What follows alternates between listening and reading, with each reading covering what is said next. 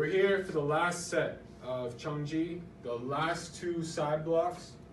We're gonna start by the main setup of what I usually have my students do when it's a situation where they're unsure of the person, or it's a little bit of a sketchy conversation, or they're in an area where they don't feel comfortable. And if you can see how my hands are, even when I talk to like a camera, my hands are usually here by my solar plexus, because it's closer to my guard than putting them down here, or what she just did with her hands behind her back. That's because she's comfortable. If she wasn't, I would hope that her hands are not back there. Okay, but usually my hands are on my solar plexus here, or I have one hand up in the air, and it's not because I just like talking with my hands. Okay, it's something that I've done for a long time, because there's been situations to where I was unsure of where I was and the situation, and there has been altercations where I've needed my hands up immediately, or I've needed to defend myself against something. So my hands are usually solar plexus level, to even rubbing my beard or my face, or moving my hair to where my hands are above the midsection of my body. Okay, so the first thing we're going to do is, the person is being slightly aggressive, whether they're putting their finger in your face and getting upset and then pushing you. And this is going to be after the push, the thing that I want you to do. In the set, when we come down this way, boom, it's based off of the first one of the hands being up here, okay?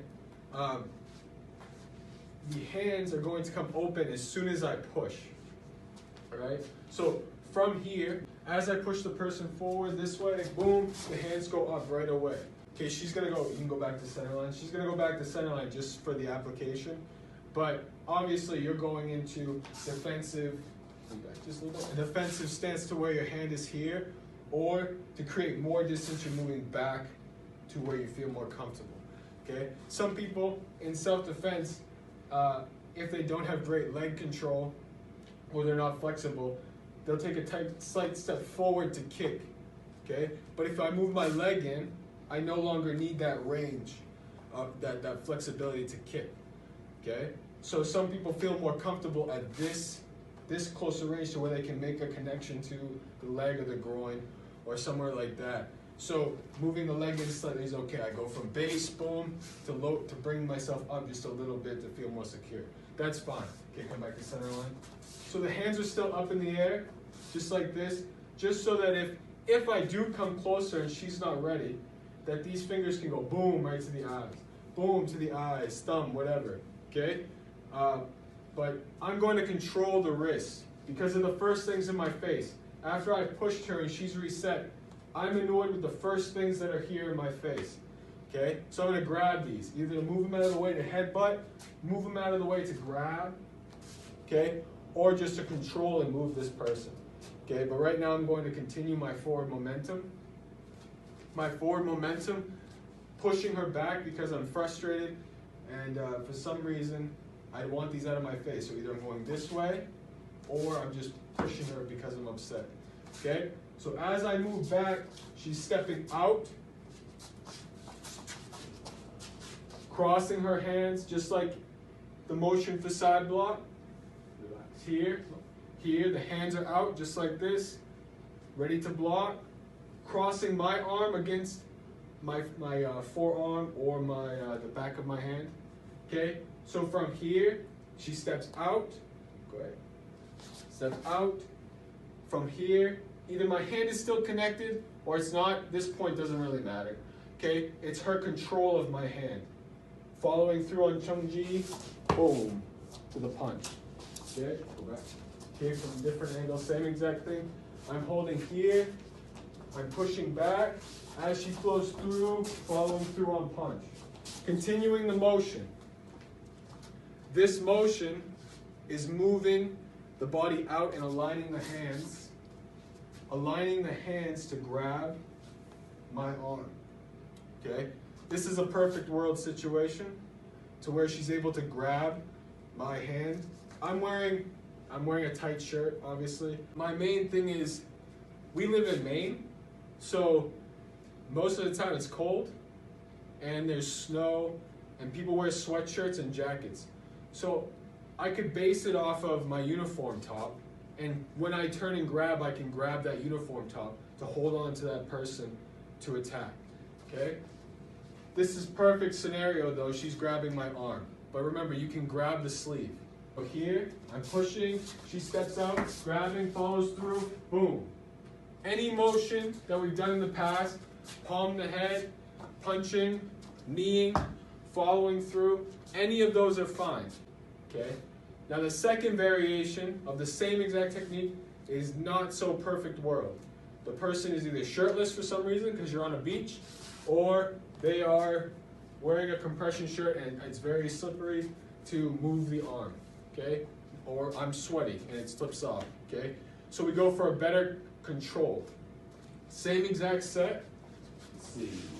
Here, as I push, she moves out and loses the grip. So she goes to the closest piece that she has. Okay, do real block. So, because I'm still holding at this point, right? But when she does real block, there's a disconnect.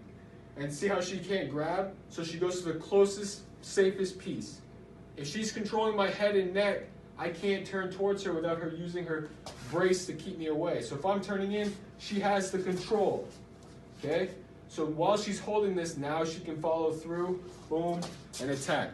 If she doesn't want to attack, or she feels unsafe, or she has a hurt wrist, or whatever, the palm, she can't do anything like that, this control here is just enough to push the person away as they step through, pushing the person to get away.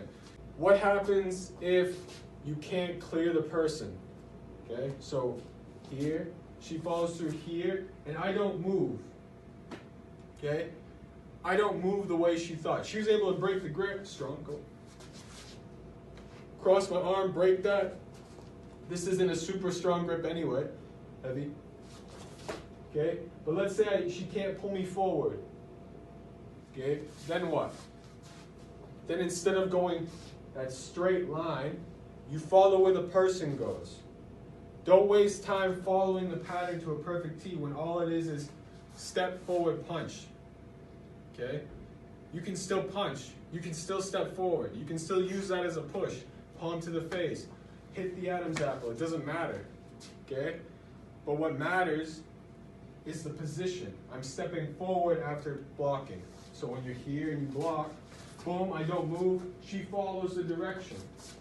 So when you're practicing this, the main points that I want, if I'm pushing you, when you're stepping out, you need to cross these hands. A few times when we were practicing this, you would get to where you're using your own hand to block my arm.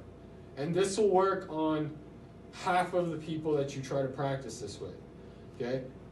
Because either they're holding you weak or they're not committed to actually pushing you or anything like that. But the person who's actually controlling you, you're going to get stuck.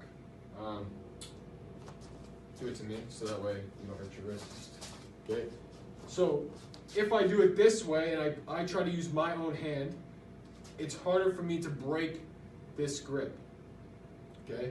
Because not only am I forcing either my own hand, but I'm also either trying to force her hand, and when I try to force her hand, all I'm doing is pushing her hand against my hand. Okay? But when I cross her hand on top, now it's her forearm pushing up on her bottom forearm or her wrist. I'm not pushing it anymore. I'm popping it off. Okay? So when you're doing the motion, don't hit your hand against their arm and think, oh, why isn't this working? Especially if they're holding strong. It's because you're not doing the mechanic correctly. Okay? You don't want this big swing. I do want this quick motion to where I'm hitting her hand. Okay? So not this.